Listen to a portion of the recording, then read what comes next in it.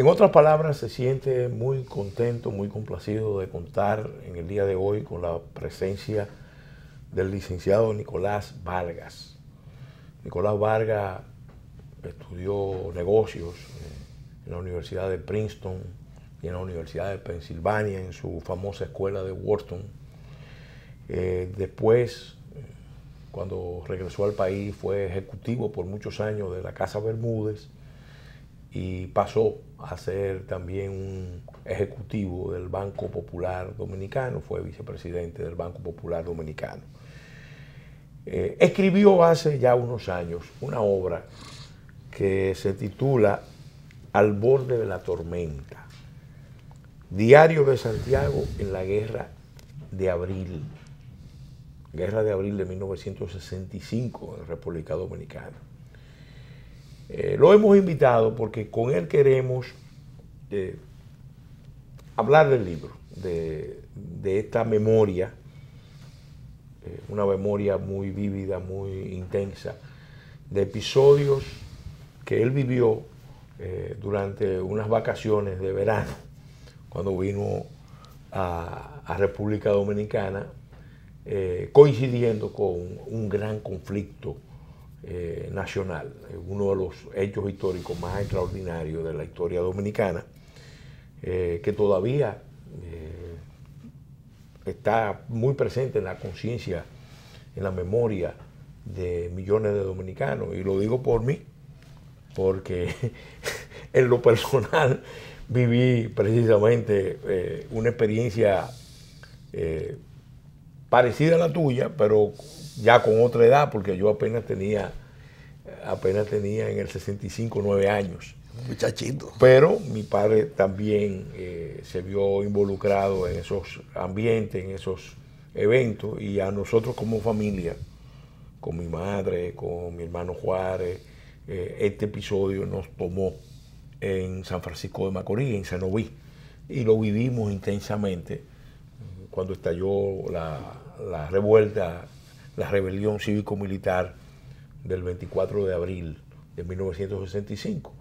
Entonces, esa experiencia, esos momentos nunca se olvidan.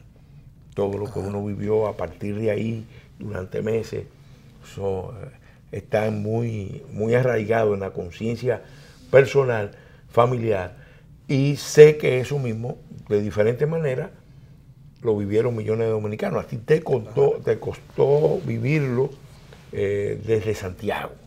Correcto. Entonces, precisamente por eso, yo quisiera que hiciéramos un programa, por eso te hemos invitado, y te agradecemos haber aceptado la invitación para hablar de este libro, que es un libro de memoria, que tiene forma de diario. Y quiero empezar por ahí. ¿Cómo surge la idea del libro? Si realmente tú llevabas un diario ahí o el diario es una reconstrucción a posteriori de los eventos, porque hay una memoria con un gran valor histórico de cómo se vivió la revuelta de abril, la rebelión de abril, la revolución de abril de 1965, así se recuerda oficialmente, desde Santiago.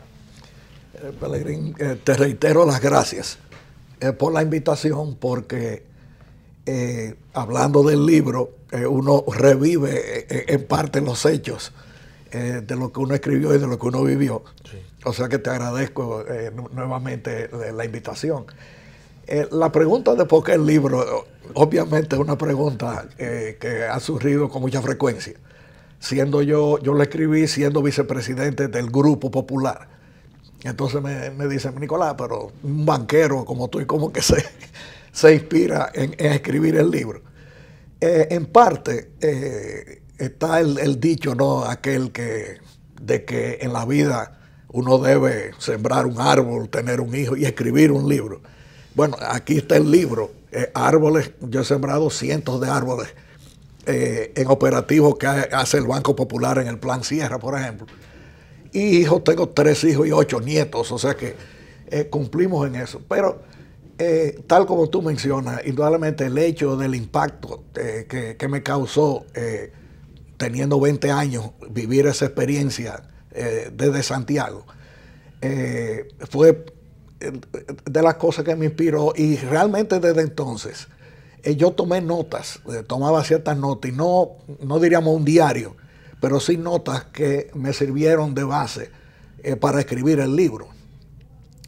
En parte mi motivación ha sido también, Pelegrín, el hecho de cierta nostalgia de la época que uno vivió en aquellos años 60, comparado con la época que se está viviendo ahora.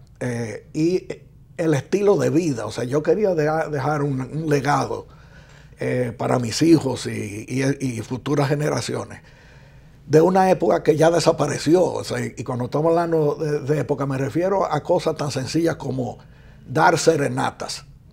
En aquel entonces mi papá era un funcionario de la Casa Bermúdez. Sí. Y esos veranos que uno venía de fuera, era muy típico uno salir en la madrugada a dar serenatas. ¿Cómo se hace eso ahora? Si a lo mejor la muchacha que tú quieres darle la serenata está en el piso 15 de una torre, sí. No llega hasta allá.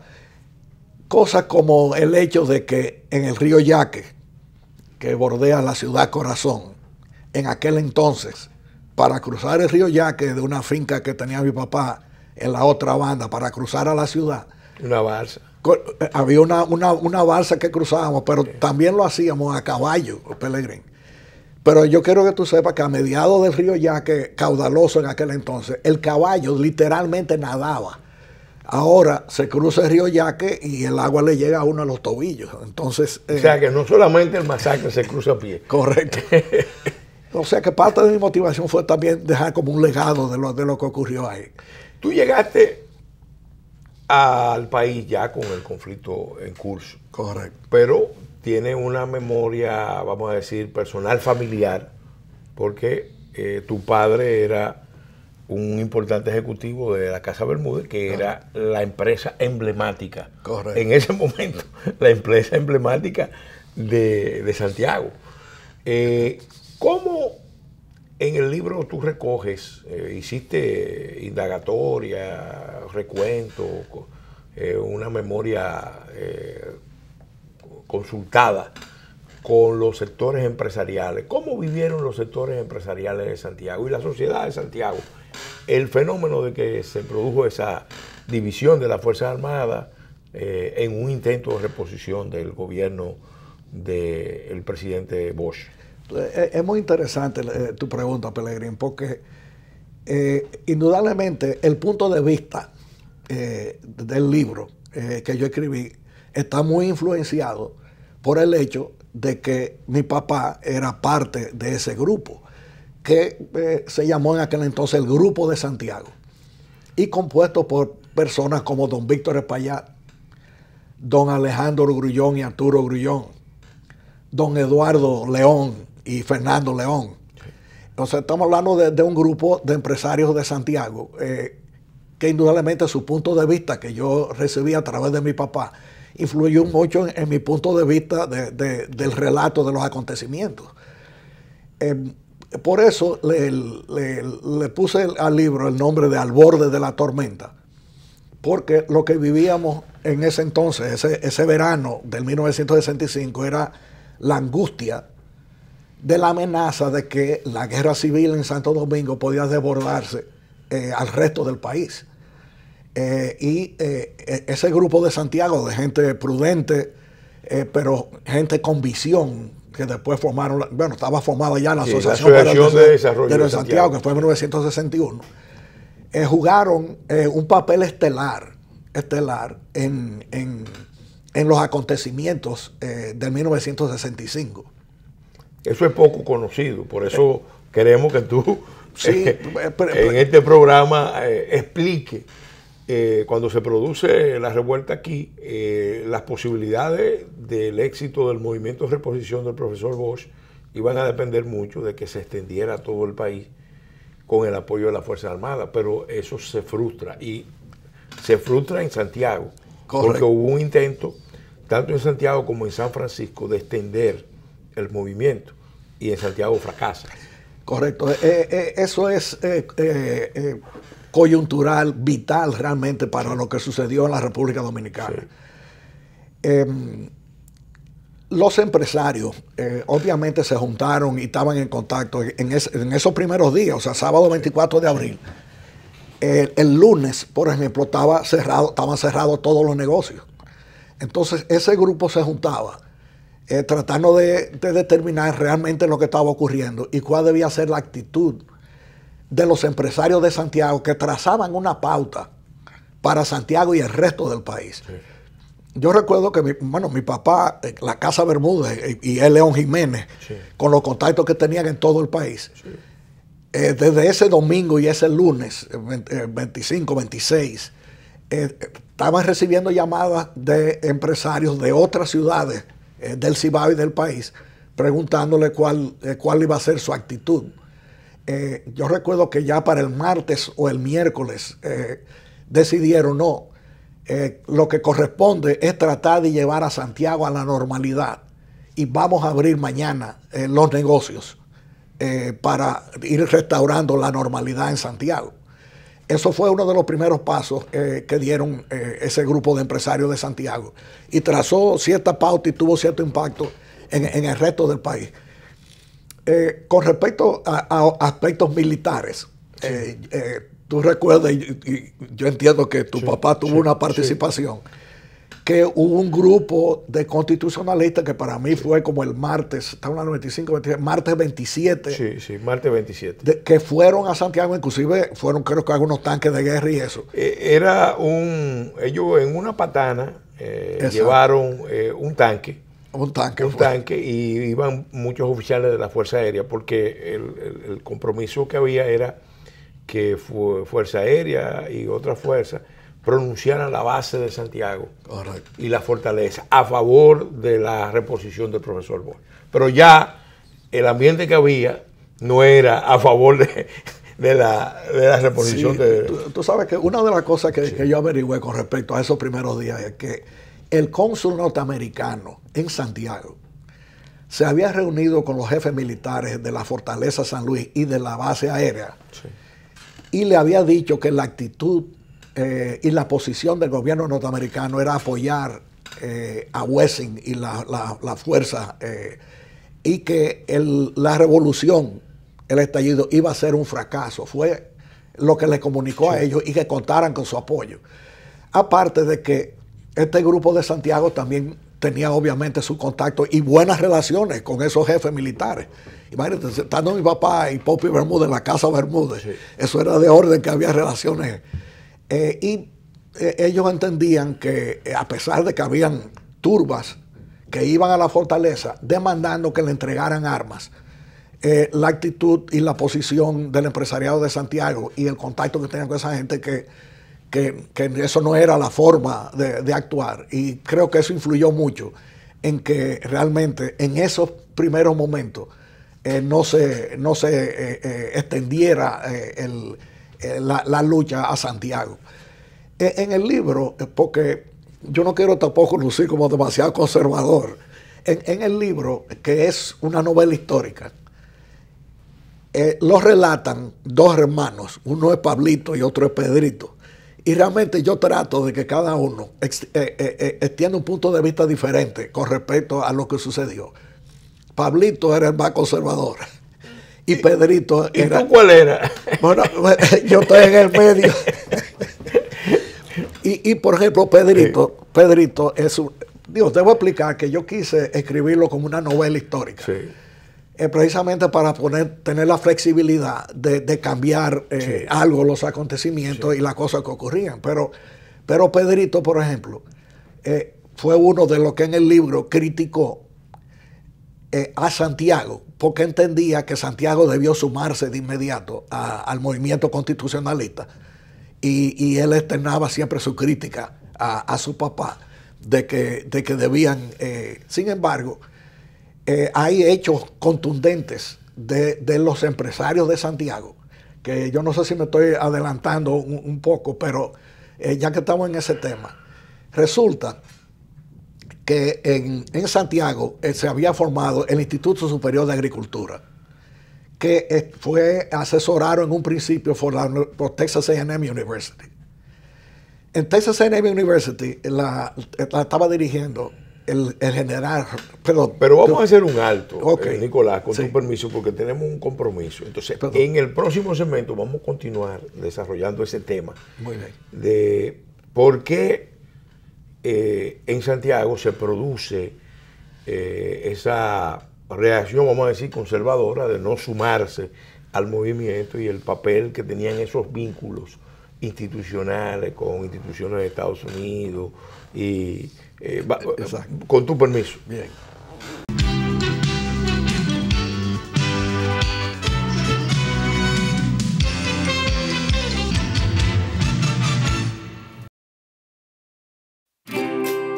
Querida Pao del futuro, cuando leas esta carta, espero que seas la mejor futbolista del universo.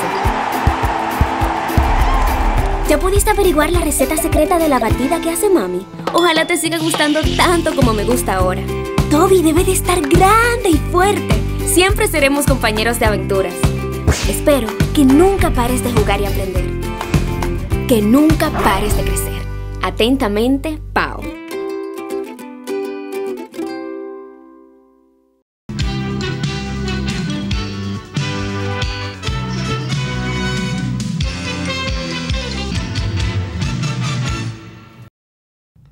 Continuando con el desarrollo de este programa, en otras palabras, dedicado a analizar esta novela histórica en forma de diario, escrita por Nicolás Vargas, nuestro invitado, Al borde de la tormenta, diario de Santiago en la Guerra de Abril.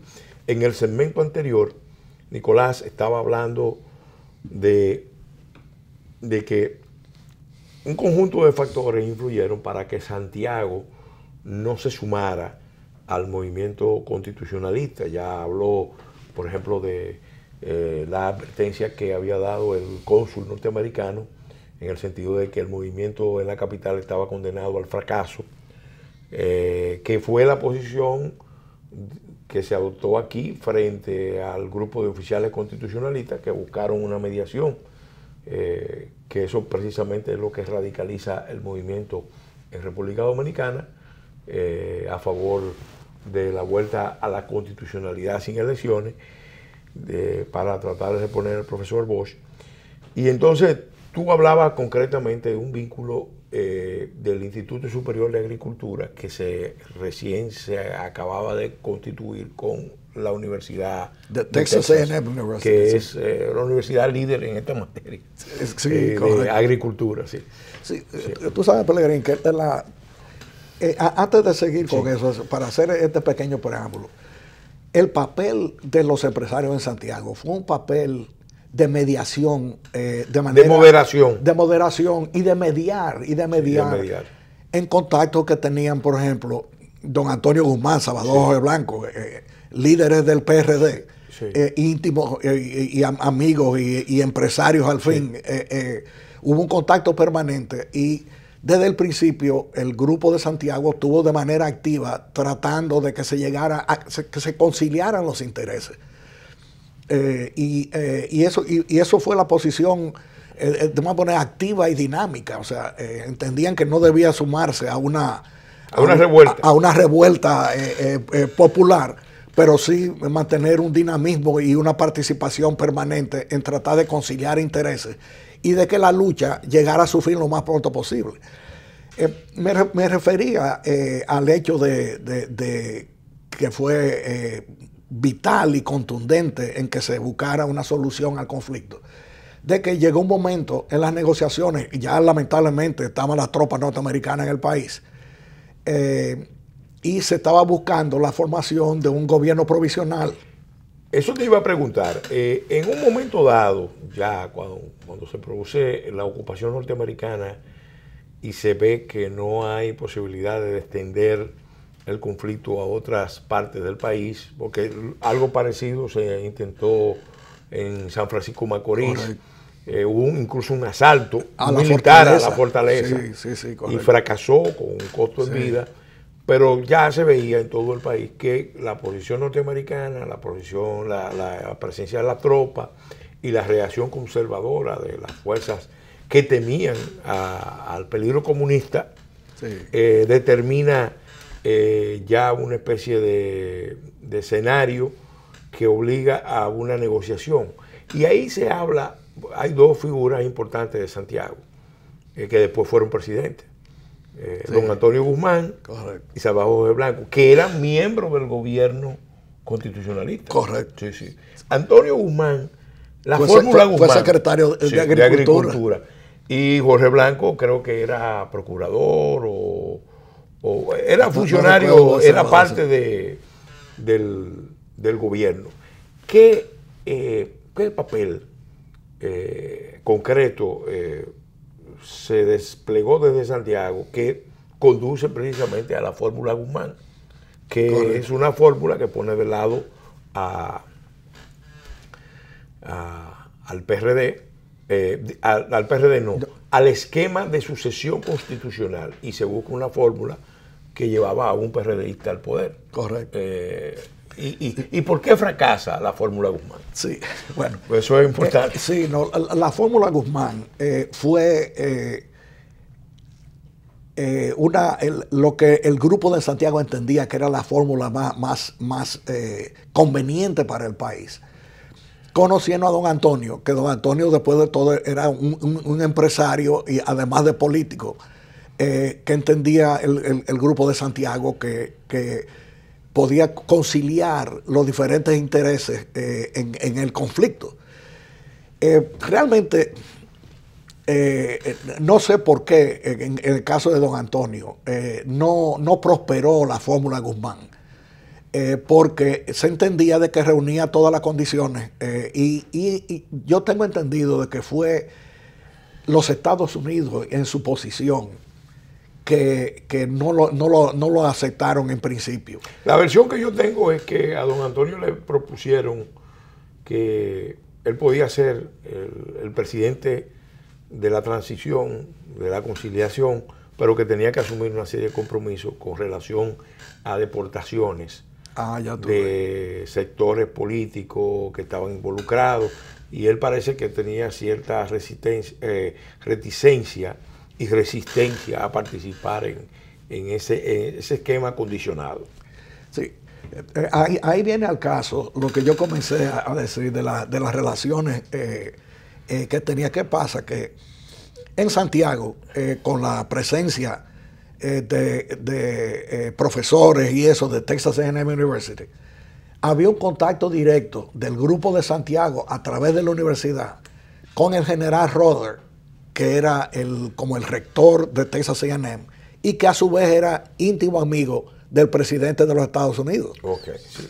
Sí, porque el presidente de Estados Unidos era un tejano. Era tejano, que era Lyndon Johnson. Entonces, por ahí el grupo de Santiago tuvo una influencia determinante en conseguir una solución, y ahí fue que surgió Héctor García Godoy.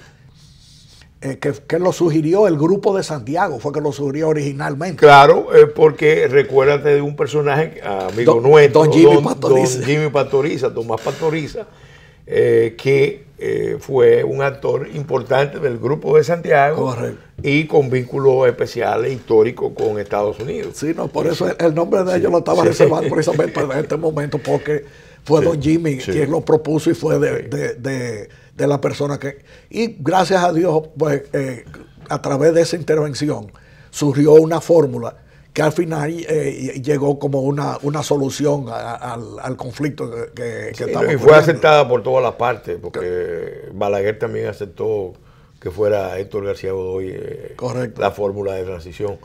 Sí, hay cosas que yo menciono en el libro de que como que yo entendía que no eran aspectos que no se destacaban lo suficiente con respecto a lo que ocurrió, Pelegrín, en el 65. Eso tú lo vas a desarrollar en el próximo segmento, donde además queremos que tú nos hables de otro episodio que no está en el inicio, sino en el colofón del conflicto, que es, vamos a decir, lo que se conoce históricamente como la batalla del Matún. Sí. Porque el sector constitucionalista, que no pudo salir con la insurrección, extenderse después de los acuerdos, después de firmar el acta institucional, va a Santiago a rendirle un homenaje a Rafael Fernández Domínguez. A Rafael Fernández Domínguez, que es un santiaguero, el responsable, vamos a decir, militar principal del movimiento constitucionalista. Así mismo. Entonces vamos a analizar eso. Correcto. Bien.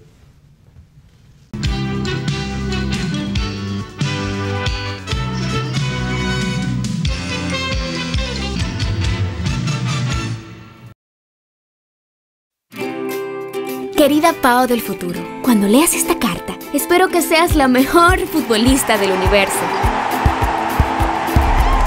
¿Ya pudiste averiguar la receta secreta de la batida que hace mami? Ojalá te siga gustando tanto como me gusta ahora.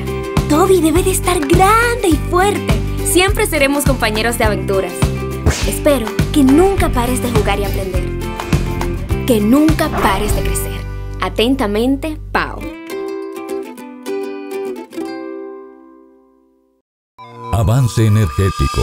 Porque el cambio empieza con una mejor energía. Como parte de los avances del sector energético está el programa de rehabilitación de redes eléctricas, que inicia su segunda fase de optimización con una inversión de $358 millones de organismos internacionales. Más de 100 circuitos serán intervenidos a nivel nacional, dentro de los cuales 47 ya se están trabajando. Con esta iniciativa contribuimos directa y positivamente en la calidad de vida de más de 120,000 hogares y más de 453,000 beneficiados, logrando así un servicio eléctrico optimizado.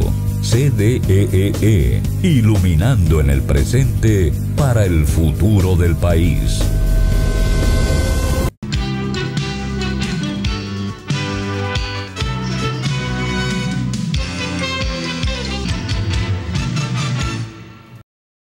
En el segmento anterior de este programa dedicado a analizar este libro, Memoria Histórica al borde de la tormenta, de Nicolás Vargas, Diario de Santiago en la Guerra de Abril. Nicolás, tú señalabas que hay aspectos que históricamente no se han puesto de relieve y tú quisiste resaltarlo como dimensiones clave para la búsqueda de las soluciones en medio de ese conflicto nacional. Entonces yo quisiera que tú lo desarrollaras. Y tú sabes, Pelegrín, que es algo que tú mencionas cuando tenemos, yo tengo el placer de juntarme contigo de vez en cuando y hablar de diferentes temas. Tú mencionas con razón los efectos de la geopolítica.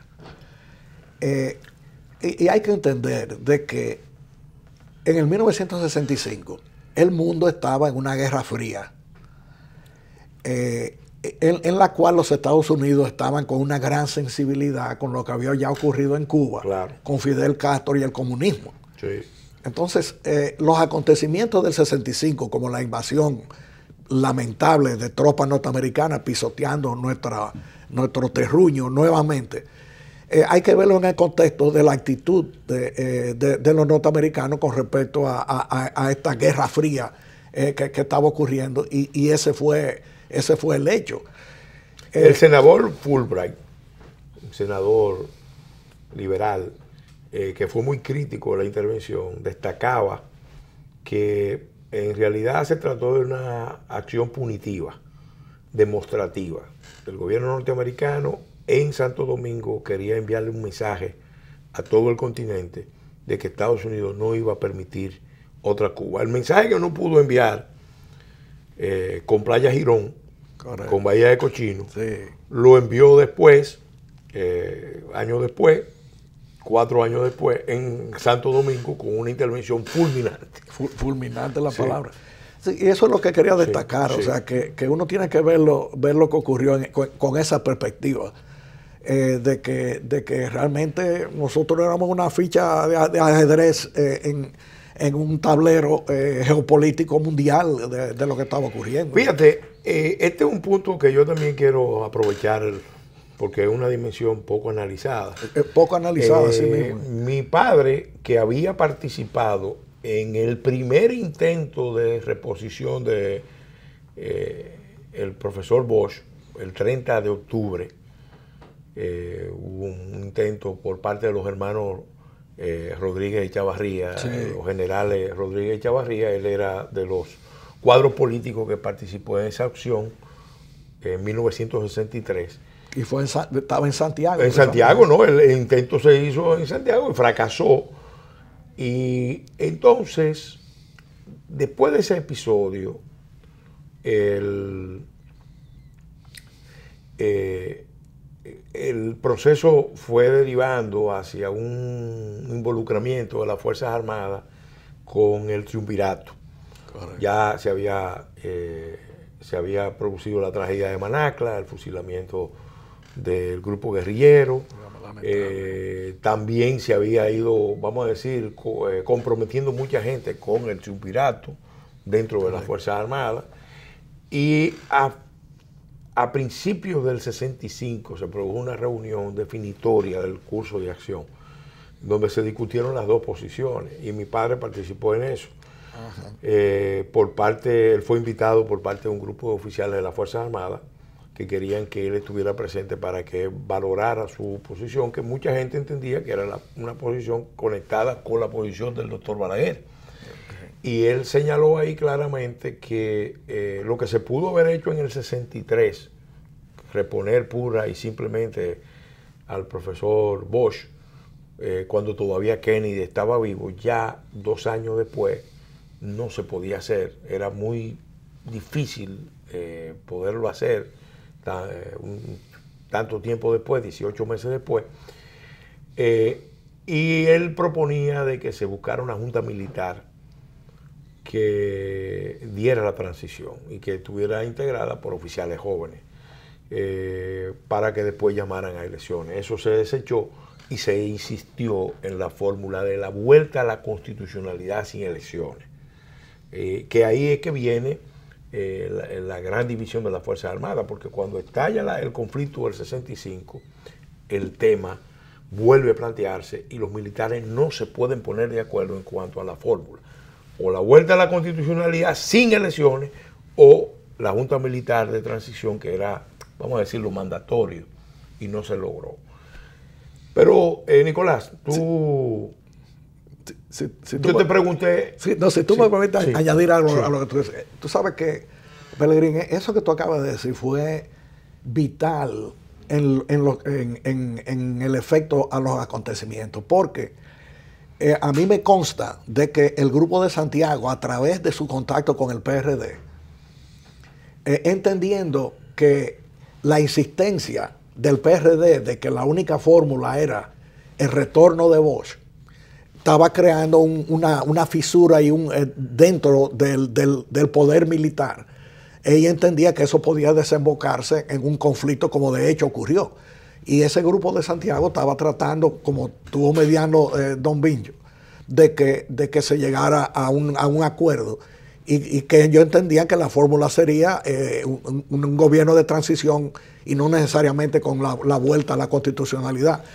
Aunque entendieran qué es lo que correspondía, porque la realidad es de que el Grupo de Santiago, yo no sé, se habla de la participación de los empresarios en el golpe de Estado al profesor Bosch y la cosa, pero el Grupo de Santiago, con su actitud de prudencia y eso, yo lo que entiendo y sé que estuvo completamente en desacuerdo con el golpe de Estado en el 63, y que eso era un paso atrás tremendo para la incipiente democracia dominicana. Sí.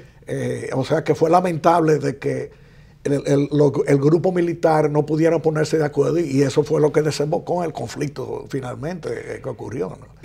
Hablábamos de la batalla del Matún.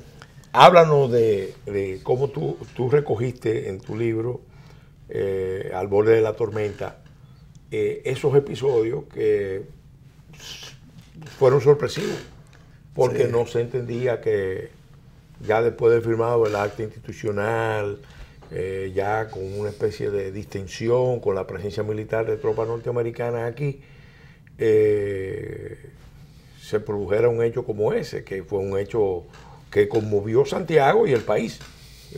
Y es bueno para los amigos y amigas televidentes recordar que ese hecho se produce porque el mando constitucionalista casi completo marcha a Santiago a unos actos conmemorativos dedicados a la memoria de el coronel constitucionalista Rafael Tomás Fernández Domínguez. Correcto. Que santiaguero. Santiaguero y primo de mi papá. Bueno, perdón, primo mío, por ambas partes. Por ambas partes. Porque yo soy Fernández por mi papá y Domínguez por mi mamá. O sea que había un vínculo familiar muy estrecho también. Y entonces se produce ese hecho en Santiago, porque cuando ellos van y visitan el Bueno, cementerio, fue a una misa a primero, una misa en la iglesia de la Altagracia. Del cementerio, ¿verdad? No, en la iglesia de la Altagracia. Y cuando van al Hotel Matún, entonces se produce un cerco de las tropas del régimen de reconstrucción y un asalto, y estalla lo que se conoce la batalla del Matún. ¿Cómo vivió Santiago la batalla del Matún? Bueno, sabes que mi papá, precisamente por los vínculos familiares, fue a la misa. Era el domingo 19 de diciembre. Sí. Domingo 19 de diciembre. Fue a la misa en la iglesia de la Altagracia. Y de ahí se trasladaron, y él se estaba trasladando al cementerio municipal de la 30 de marzo. Sí. Pero vio un tumulto de gente que estaba saliendo y se estaba rumorando como que habían encontrado una bomba en el mausoleo de la familia Fernández Domínguez.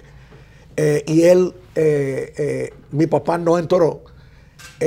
Hubo ahí un tumulto, inclusive se dice como que había unos francotiradores, sí. Y eso como que no quedó muy claro, pero se trasladaron al Hotel Matún, donde iba a haber un almuerzo para los participantes, y principalmente Francisco Camaño Deñó, Héctor Lachapelle. El mando militar. El mando militar. Se dice, Montearache. Que estaba opuesto a que se fuera a Santiago. Bueno, porque yo lo llegué a conversar con él. Él radicalmente estaba opuesto, pero como Camaño decidió que se iba a Santiago, él lo acompañó. Así mismo. Y llevó las armas, porque sí. Había un tema de no llevar las armas. Y llevaron las armas largas en los vehículos. En los baúles de los vehículos. Yo me desperté el sábado anterior. Había una fiesta, un baile muy importante en el Centro de Recreo de Santiago, y uno como muchacho al fin habíamos amanecido ahí. Yo dormía en un tercer piso del edificio donde nosotros vivíamos, y me despierto oyendo un estruendo de vuelos rasantes de los P-51, que estaban haciendo ya unos vuelos rasantes. Oye, yo me tiro de la cama, digo, ¿y qué es lo que está pasando? Y desde ahí, de hecho, yo fui testigo de lo que estaba ocurriendo. Sí. Ya lo que había ocurrido era que la comitiva de Santo Domingo estaba ya en el Hotel Matún, y tropas del ejército rodearon el Matún y estaban atacando el Matún. Y desde mi punto de vista, yo veía a los soldados apostados en el monumento de Santiago disparando hacia el Hotel Matún. Ahí lamentablemente murió también el coronel Lora Fernández. Lora Fernández, que familia por el lado de los Fernández de nosotros. Y eso transcurrió en todo el día, ¿no? De ahí yo presencié cómo vinieron los helicópteros. Y de las cosas que yo tuve el privilegio entre las muchas entrevistas que yo hice, Pelegrín, para ponerme a día con Héctor Lachapelle, sí. Fue muy consecuente, y tuvimos varias reuniones en las cuales me dio datos interesantes. Y una cosa que destacó es que el militar norteamericano que dirigió las tropas norteamericanas que desembarcaron en los helicópteros para sacar a los constitucionalistas, delante de un grupo de ellos recibió una orden de su superior de que se retirara y le diera una oportunidad adicional a las tropas dominicanas para eliminar el mando. Para eliminar el mando. Y él se opuso y dijo, mira, si no lo han hecho en todo el día, esto no va a ocurrir. Y se dice que desobedeció una orden y se llevó parte. Pero una cosa que... Sí, eso se acredita, de que la posición de ese oficial fue una posición de un militar de honor, porque la verdad era que habían cercado ese grupo con ventaja para destruirlo. Y es sorprendente que apenas tuvieron 2 bajas. Sí, exactamente. Sí. Otra cosa, sin embargo, el otro grupo tuvo muchas bajas. Es así, no, claro. Otra cosa interesante es que Camaño, Montearache y Héctor Lachapelle, creo que los 3 se quedaron hasta el lunes de la mañana. O sea, la versión que yo tengo es que no pudieron sacarlo ese mismo día. Y esa noche, bueno, ya tú sabes, pensaban que podían asaltarlo esa noche. Y había un circo que estaba en la explanada del Hotel Matún y del Monumento, que tenía elefantes y leones y esa cosa. Y parte del plan de los constitucionalistas era que si lo atacaban, era soltar los leones y los elefantes para poder escaparse del hotel, si era que lo cercaban. Sí. O sea que esa fue de las versiones que surgieron. Vamos de nuevo a hacer un alto y en el segmento final vamos a analizar otros aspectos de este libro, testimonio, un libro de vivencia histórica de un joven que vino a pasar unas vacaciones a su país después de estudiar en Estados Unidos y se encontró con el conflicto de abril y lo vivió de manera intensa, tanto que la memoria de ese episodio sintió la necesidad de registrarla en este libro, Al borde de la tormenta. Con tu permiso vamos a hacer de nuevo un alto y en el segmento final vamos a hablar de otros aspectos no tratados en este tema.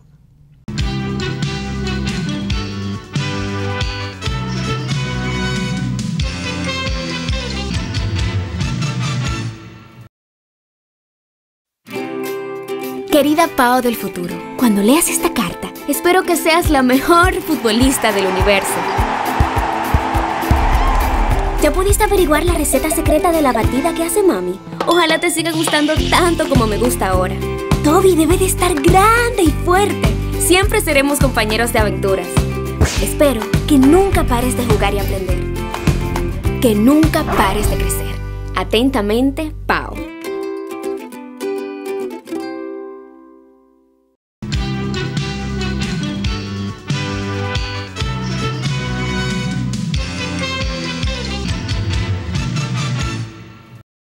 En el segmento final de este programa, en otras palabras, dedicado a analizar con Nicolás Vargas su obra Al borde de la tormenta, Diario de Santiago en la Guerra de Abril, nosotros quisiéramos que tú nos reflexionaras de cómo transcurrió la cotidianidad, si se alteró la vida de Santiago o si se volvió, vamos a decir, más familiar. En el caso nuestro, aquí en Santo Domingo se volvió muy familiar porque parte de la familia nuestra recibió la visita, fue a un traslado de primos muy queridos, tíos muy queridos que fueron a vivir a casa nuestra porque ellos estaban en la zona constitucionalista, en la zona del Palacio Nacional, y vivieron desde los primeros días se vieron involucrados en el conflicto y entonces para protegerse se trasladaron a la casa de nosotros. Ajá, y sí, ahí permanecieron hasta que se resolvió el conflicto.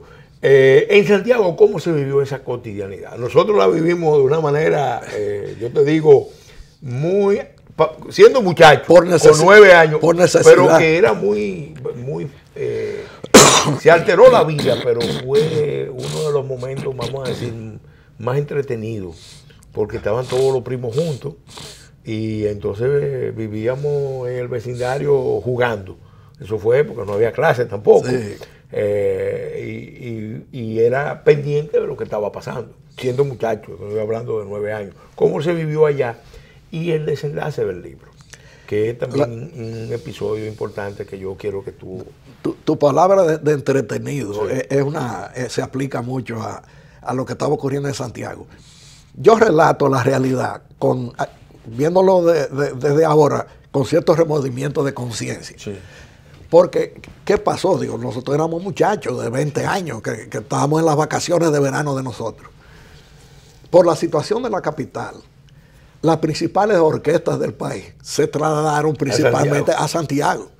Óyeme, entonces, lamentablemente, aún con los hechos trágicos y tristes de la capital, había mucha fiesta y muchos bailes en Santiago y nosotros los jóvenes, pues, también parte como una... Pero aquí en la capital, la contienda se estaba desarrollando y era una contienda con horario.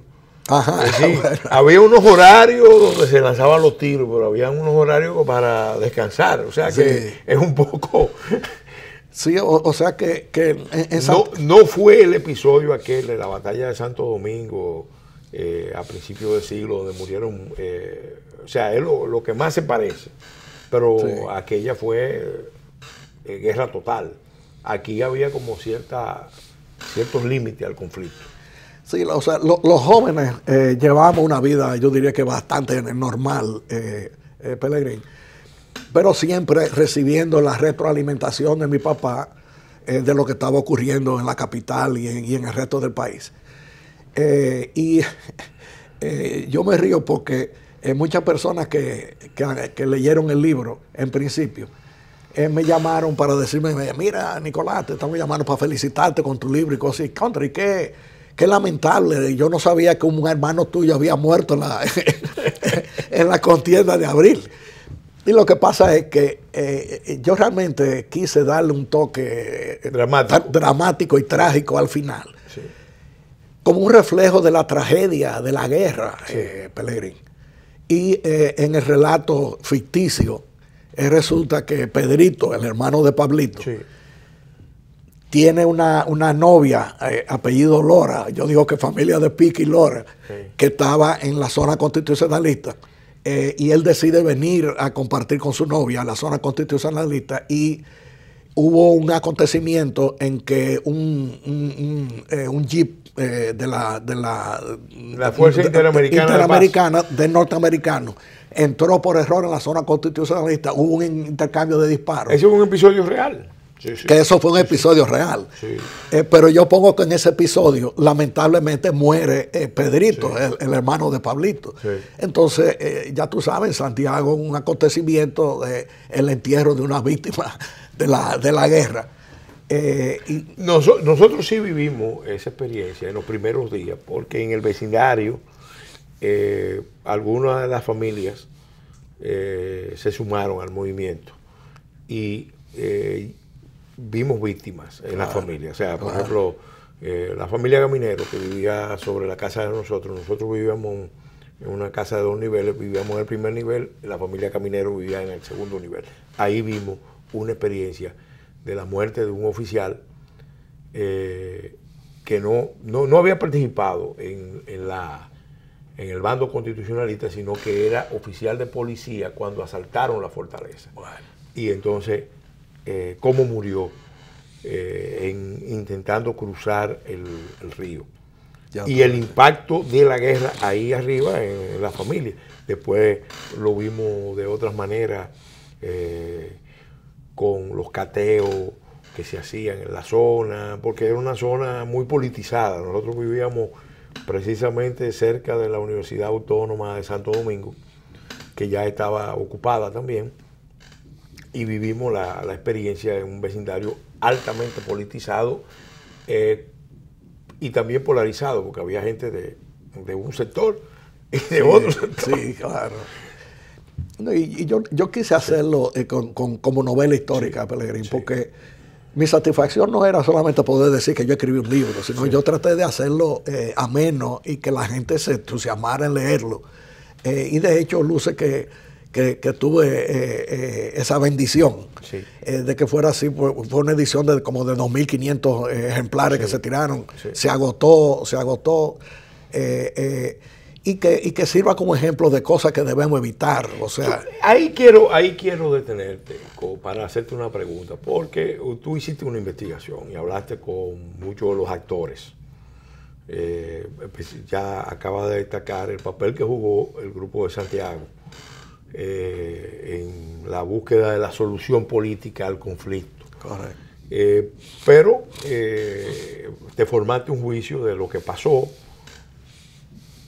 A tu juicio, en tu valoración, ¿cuáles son las lecciones de ese episodio histórico para las presentes generaciones? Dicen que la historia es la gran maestra. Sí. Y que los pueblos que no aprenden su historia están condenados, los pueblos que no conocen su historia están condenados a repetirla. El golpe, hay que ir al golpe de Estado al presidente Bosch en 1963. Eso fue funesto para el país, porque fue el primer intento Sí. de una democracia después de la dictadura de Trujillo. Y miren lo que terminó, o sea, una guerra, una lucha fratricida, intestina de los dominicanos con la tragedia de las personas que perdieron la vida. ¿Qué nos indica eso? O sea, que hemos tenido los dominicanos a orgullo la habilidad de haber superado eso, y a pesar de ciertos acontecimientos, en términos generales, hemos tenido cierta estabilidad política y económica que es importante, que debemos preservar y proteger, Pelegrín, para evitar que ocurran este tipo de cosas y que las transiciones pues vayan desenvolviéndose como corresponde desenvolverse. Preservar esta estabilidad que tenemos. Nicolás, bueno, solamente me resta reiterarte las gracias por haber aceptado la invitación a participar en este programa, en otras palabras, para analizar este libro, Memoria Histórica, un esfuerzo valioso de tu parte, que tú no eres un historiador profesional, pero sentiste, porque esos acontecimientos te marcaron, que podías hacer un aporte y lo has hecho sobre lo que representó ese acontecimiento desde la perspectiva, ya viéndolo desde Santiago, que no fue una ciudad, no fue el epicentro del conflicto, pero ayudó mucho a la solución de un conflicto nacional importante. Gracias de nuevo por haber aceptado nuestra invitación. A ustedes, amigos y amigas televidentes, por su atención de todas las semanas, y a nuestros patrocinadores de Leche Millets, que hacen posible que este programa llegue a ustedes todos los domingos en horario de 1 a 2 de la tarde, de 10 a 11 de la noche, los martes y los jueves de 7 a 8 de la noche, y desde luego en el canal YouTube, En Otras Palabras TV, donde están todos los programas, en otras palabras, a su entera disposición. Gracias de nuevo por su atención. Hasta la semana entrante, Dios mediante, en que estaremos de nuevo con ustedes en una nueva entrega de En Otras Palabras.